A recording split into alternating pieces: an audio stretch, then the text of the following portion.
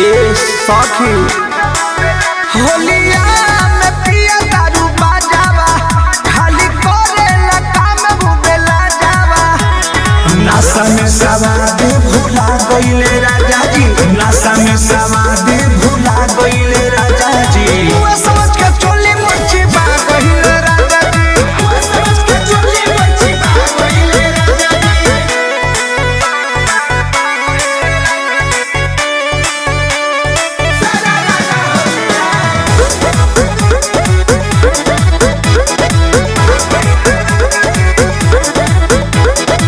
दर्द से अर्ज के रही सियले, नहीं से पहले नुकसान होई गइले।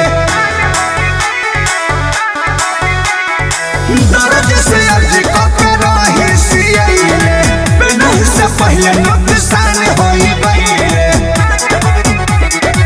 हड़बड़ में गड़बड़ का कइले राजा जी, हड़बड़ में गड़बड़ का कइले राजा जी। तू समझ के चोली मुच्छी बा गइले राजा जी, तू समझ के चोली मुच्छी बा गइले राजा जी।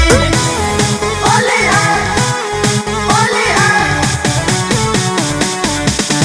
छोटू बंटी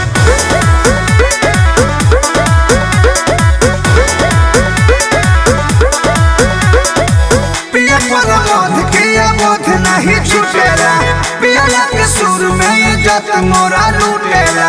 का करी गजन कर देते ये सखी। बंटी राकेश किया बोध नहीं छूटेला, पिया के सुर में इज्जत मोरा लूटेला।